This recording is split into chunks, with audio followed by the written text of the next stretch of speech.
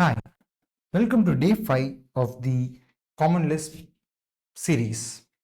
So, today's goal is to come up with a password generator with a specified number of alphabets, numbers, and special characters, obviously in random order.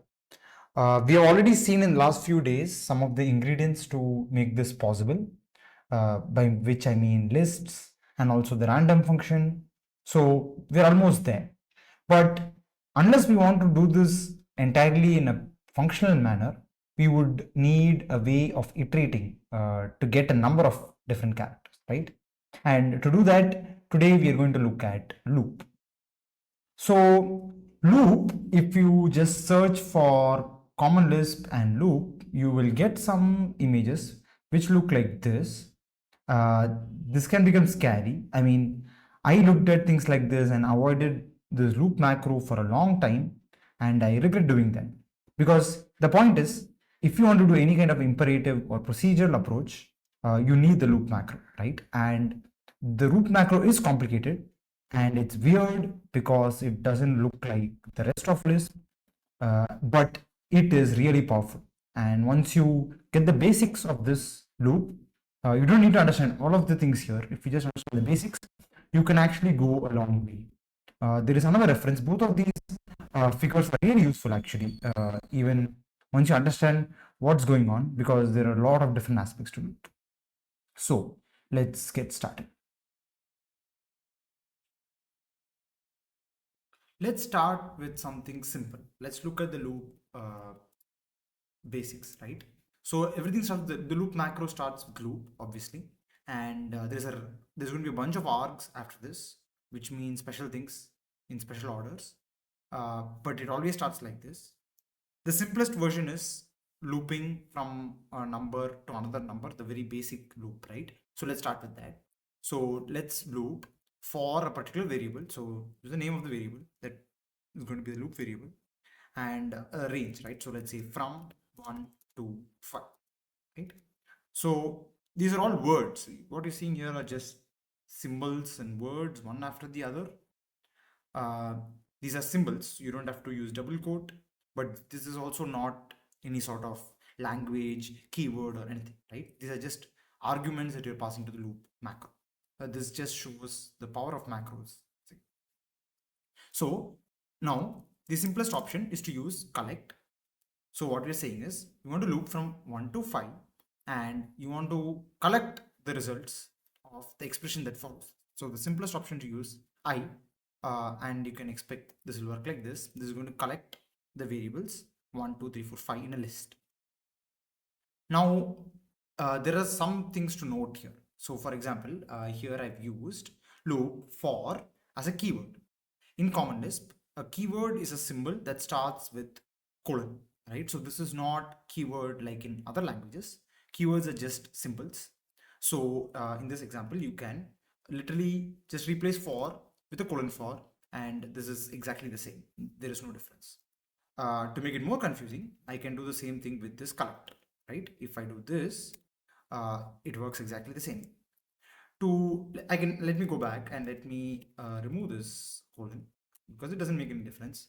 And this can be even more confusing. You can use the ing form of the word with collect, and it performs exactly the same. So all of these are just syntactical variations. The meaning is the same, but it's just a convenience feature, however you like to organize the code. Because some people like, because the word collecting kind of makes more sense to some people. So you can really use whatever you want. Now, here we let me go back to the collect form because I like that. Instead of using I here, you can actually use any expression, right? So basically I can stuff anything here. So if I do this, where I'm going to use I, and then I am just going to add 10 to it, right? And you see what's happening. It's looping for I from 1 to 5. And each time it is running this expression, it's evaluating this expression with a value of I, and then it's collecting the results into a list. So you can see it's a very generic form. So the body, so usually in other languages, you have the body of the loop. So here that body of the loop is actually this expression. now you can have nested expressions, right? So like for example, you can always say, let's say you want to multiply I with I plus 1, right? So basically you can have any level of expression here, and you can see, so this is 1 into 2, this is 2, and then 2 into 3 6, and so on, 3 into 4 12, and so on. So this last, whatever follows collect, is the expression that is going to be evaluated as a body of the loop, and the results are being collect. Let's go back to my notes, and just to give you an idea, so what I've done here is I have taken a version where we create some random marks, right, as a part of this day's exercises. So let me just take the same loop again. I'll remove all of this. So what we're doing here is we are saying, I want to evaluate this expression random 100. I'm giving a random number between 1 and 100 for each of this loop variable I, which means you're not actually using I here. We're just creating random variables, right? So this works. So we're getting 5 numbers which are like totally random, and if I just run this again, you will get 5 different numbers. Now back to my notes. If you see here, if say you wanted to sum up these numbers, right? So the simplest way to approach this is you have the list that you've created, and then you can just apply other functions on top, or you can use that in another expression like a reduce expression, right? So reduce is basically leaning more into the functional programming angle, right? You can reduce, pass a function, and then pass a list, so the list that we have just created using loop, and you will get the sum of the numbers, right? But this is where loop macro gets very interesting. Idea being, here instead of collect, you can see here I have shown in this example, this is what I'm going to do. Instead of collect, I can just use sum. So I want you to look at this. None of the other aspects has changed. We still have one expression that is the body of the loop. We still range the loop from 1 to 5, but we are doing something different. The verb here is no longer collect, but instead it's sum. And that means this loop macro will execute this body expression for each of the elements, and then sum all the resulting values into one number. So just think about the semantics here, right? Uh, this kind of feature is not available in any language, because the loop structure and what you do with the result of the loop are usually decoupled. But the Common Lisp loop macro is a very powerful structure which provides a number of different facilities that are aspects that you would normally do in iteration.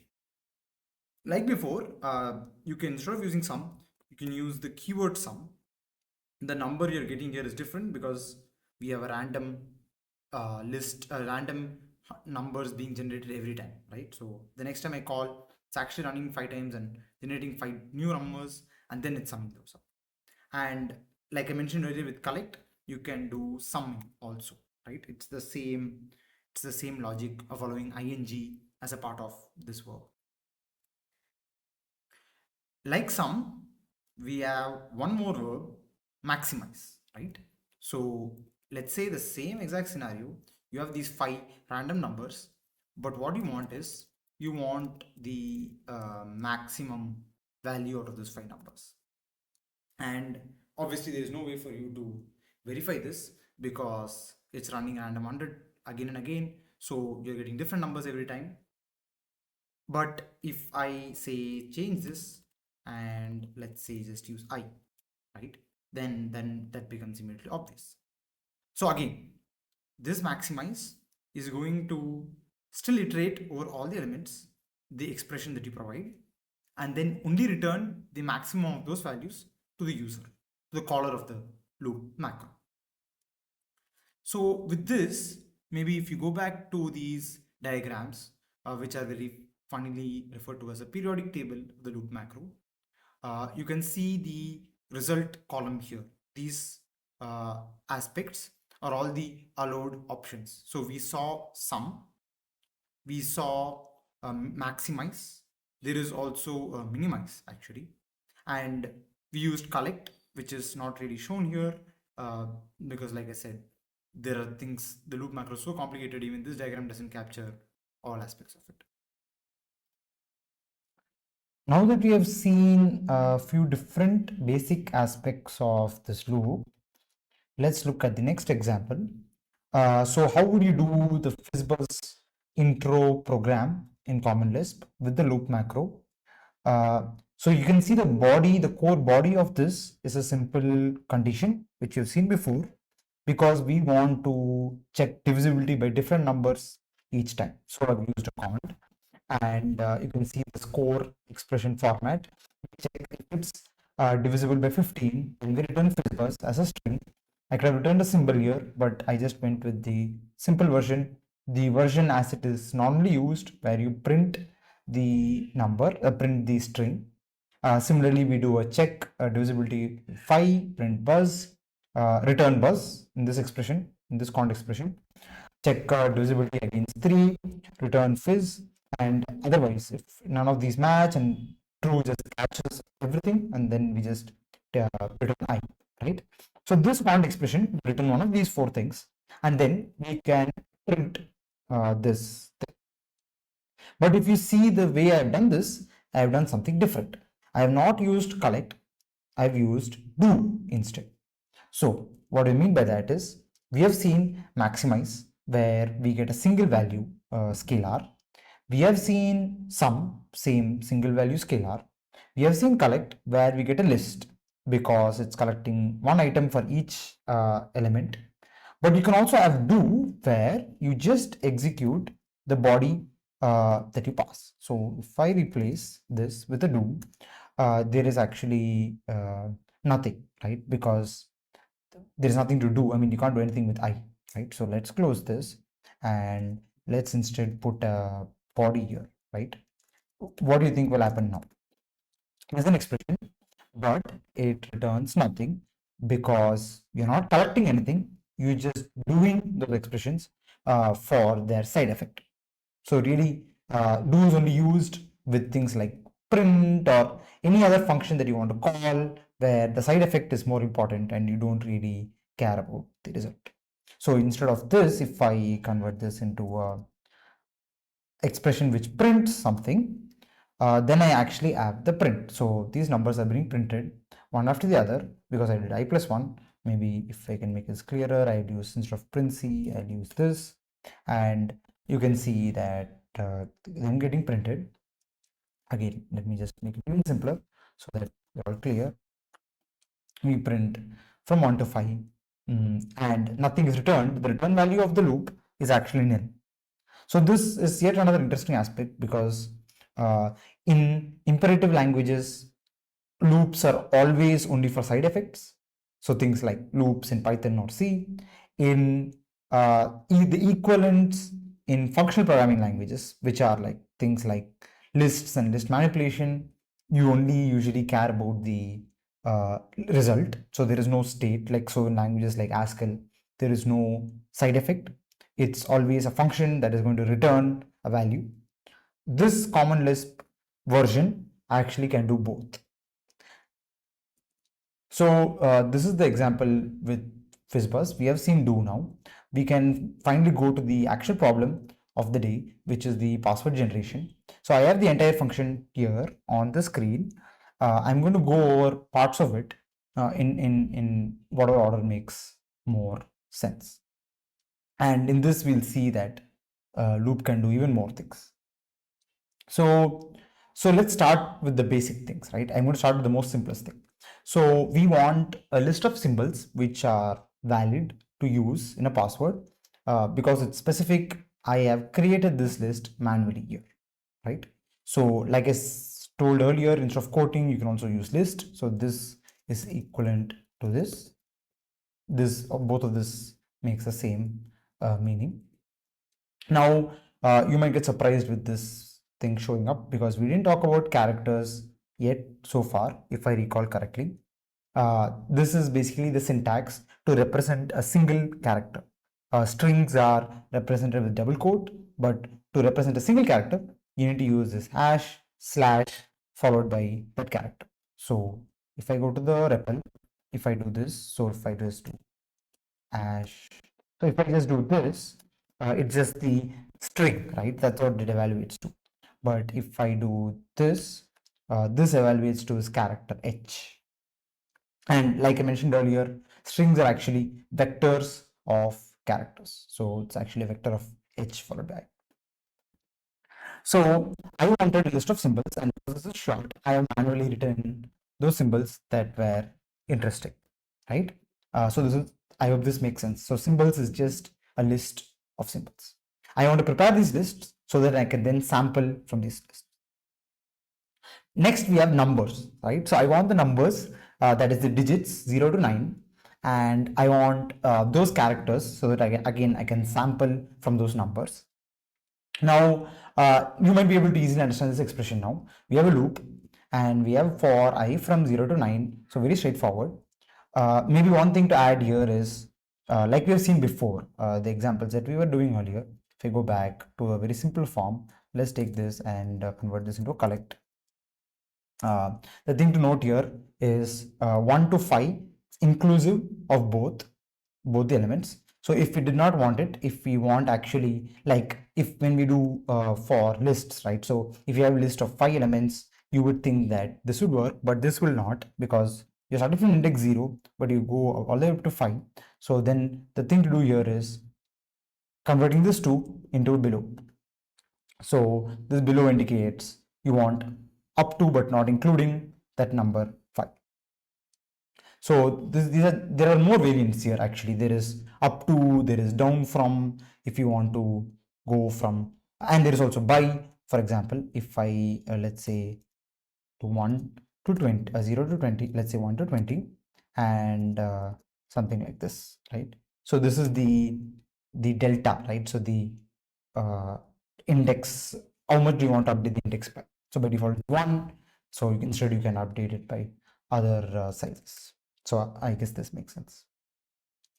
Now back to this line. So we have the collect form like before. So we want a list out of these elements, but instead of returning I have called digit char. This is because I would be a number from 0 to n, but what I actually want is the character, the ASCII character 0. So maybe a small demo here will make it clear. So if I just do this, I'm getting back the character 0. Like I mentioned earlier, this hash slash syntax shows that this is a character, while this 0 is actually just a number, right? So this, hopefully this expression also makes sense to you now. So we are in a let binding. So we have bound this list to this name and then this list to this variable. Now let's come to the alpha. So I basically want to collect the alphabet characters A to Z and also capital A to capital Z, right? That's what I want to do. Now, I didn't want to list it all out manually because we know that A to Z is a contiguous segment in ASCII. We actually know the exact numbers, but let's just say we want to do it properly, right? We want to do it.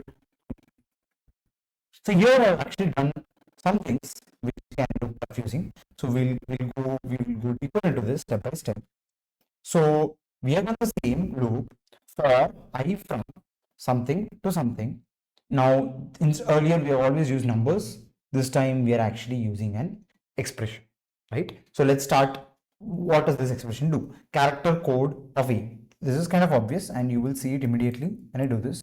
So we have a pair of functions to convert between the ASCII value, character and number, right? So this requires a single character. So if I do this, you exactly know what this is. If I capital A 65, right? This is the exact number integer conversion, which in languages like C kind of happens automatically, but we have this clean functions here to go back and forth. Okay, so that hopefully that makes it clear what I'm doing here. These 4 functions, the 4 expressions here, what they're doing. But you're seeing something different, which is this and, right? So what I mean by that is, we have a for line. I have just used indentation to make it like this, but you can have all of this in a single line. But the loop macro, apart from the for expression, is also supported an and expression, right? And what that means is something very simple. It's a loop which is actually happening in parallel, right? So it's not a nested loop. In other languages, you can have a loop. We usually do a loop for I for j. It's a nested expression, but here it's actually going to loop I and j in parallel, right, at the same time. Maybe it will be clearer. Let's just write an example and see it out, right? So for I, we'll do something very simple. From 1 to 10, right? Very clear. But instead now we're going to add an and part. Instead of going to a final verb and j, let's loop this from 100 to 110, right? If you have different ranges, the loop will do something. We'll see that later, but for now the ranges are the same, and then we can do whatever we want to do. So for example, I can collect like we did before. If I only collect I, you will not see anything. If I collect instead, if I say collect I plus j, right? So you can see here, it is actually looping. So in the first iteration of the loop, I is 1 and j is 100. So we add that up and get 101. The second iteration, we have 2 and 101. So it's 103 and so on, right? Maybe it's even more clearer if I do something like j minus I. Maybe that's even more cleaner, right? You can see that it's going to iterate 10 times, and each time I and j values will both change to the next value in this range. That's a very unique feature, which while you can do this in other languages, it's not really made easy for you, or it's not really supported, right? I think it's quite easy to do this in C, but I've never seen Python code with multiple variables being used like this, unless it's already in a tuple or something, right? It's not a very natural form. But in Common Lisp, it's a very standard idiom, supported, and you can do it very smoothly. So if you go back to this, so the for part is clear, the and part is clear, but instead of collecting, we are doing an append. And that's because we actually want here a flat list of A to Z and then followed by capital A to capital Z, right? I mean, you could have done this in different ways, right? For example, I could have created two loops, one for A to Z and the other for the caps, and then I could have appended those two lists, right? I could have done that. But here what I've done here is, if I go back here and try to show you just with this I example. So firstly, what I've done here is I made a list out of I and j. So if you see this, we get for each iteration, we're getting a list, and all of that is collected into the top level list, right? But in that case, that's not what I wanted. So instead, the solution is to use yet another verb. Instead of collect, we are going to do append, and it's going to take each of those lists and append everything into one list. So you see that I just want all alphabets, irrespective of whether there are small k's or caps, and I just want it in a single list. So this is what I have gone with. So we added two new concepts here. We have added the and to have multiple expressions. You can actually have more. You can have a k and you can have an l, and you can have any number of loop iterations running in parallel, which will all execute this one body.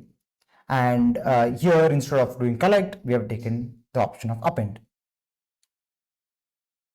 So with this, I have got my loop. My loop finally returns a list of all alphabets. And because I have gone looping over the numbers, I am just calling a map function on top, just trying to convert these numbers back into character, right? So we went from capital A to 65, we want to come back from 65 or 66 back to capital B. Now I could have moved this function inside this append, right? That's perfectly fine. You could do it like that. In this case, I've just taken a list and then I've mapped that list with that function, right? Any of these styles or value. You can do it. So we have basically we have these symbols, right? And the first thing we do is we want to select sample some subset of these symbols, right? So in this example, somebody wants to generate a password with say 10 alphabets, 3 numbers and 2 symbols, right? That's what they want. So the first thing we do in the body, the core thing we do in the body of this function is using these generated sets, lists of items. Let's see this expression and you'll understand what I'm trying to do here. We're doing the same thing, 3 loops, but this time they're just going to run one after the other. They're 3 independent loops. In each time, for example, here, what I want to do is I want to repeat the body an n number of times. So far we have been seeing this for I from I to 10 kind of concept. So this time we are not doing that. We are doing something totally different. Sorry. We are creating a loop and we are saying, like you see in this example here, number of times and then followed by whatever it is that you want to do. So if I just do repeat 10 times and I'll have a do body where I am printing hi, right? So if I do this, it is just going to print hi 10 times. So this is a simpler version of the thing. When you don't want to range, you basically don't have a variable I that you capture, the loop counter, right? So in this, you don't have that. You just want to repeat something so many times. So instead of do, I could have done a collect and I could have just returned the string because you use collect not for side effect but for the return value, and I could have got a string. I would have had a list of 10 of these highs. So this is yet another version of the loop. I know it can get a lot. Loop has a lot of different aspects to it, but that's the beauty. Like once you get the idea of what's going on, this one macro can do a lot of heavy lifting. So what we've done here is we have called a function on that list of alphabets that we have, but we repeat it the n times. So if a user wants 8 alphabets, we just repeat it n times, right? And we'll just get a list out of it. Now, what have we done to actually select? We have seen this exact thing before, this function, which is to select a random item from a list. So I have used here an flet form to just have this function in this body, and it's a very simple form. This is the exact thing we saw before. List, we take the length of the list, then we take a random number in that range, and we take that nth item from the list, right? So that gives us this function select, and I use this function select that many times on the original list. Now, again, there might be a different way to organize this. Feel free to think about how you do it and how you can implement it into Common Lisp. So here in this append form, I have done this thrice for the different lists. So now I have all my characters and I've just added all of them, right? Just as it is at this point, we have one big list with, let's say, the first 8 being random alphabets sub-selected, and then the next 3 random numbers followed by 2 random symbols, right? So all that is good, but you would like passwords to be a mix of characters, not really having your numbers or symbols in one place. So what we want to actually do is shuffle this list. Now I could have at this point return my own shuffle function because out of the box Common Lisp doesn't have a shuffle list method, which is a bit surprising, but it is what it is. Instead, I've used a library function from this library known as Alexandria. Now we'll go deeper into libraries and things like that. But for now, the way the standard package manager for Common Lisp is this thing called quick load. So you can just do quick load of a library and it will download the library and load it for you and so on. And Alexandria is a very famous standard library sort of extension sort of thing, which has a lot of common useful functions. So if there is something that is not there in stdlib, it might be there in Alexandria. And in this case, there is a nice Alexandria shuffle function, which will just shuffle this list into random thing. And then, like we have seen before, I am using concatenate to convert that list, the items in the list into a string, and that gives us the actual password generator. So while the password generator was the goal of this day's exercise, I want you to focus more on the loop macro.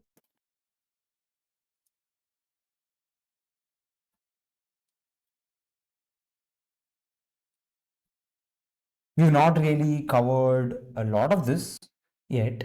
We have seen do, we have seen repeat, we have seen some of this, sum, minimize, maximize. We have seen for, we have seen some of this, from, to, by, and so on. But in future videos, we will cover more of the loops facilities that are available.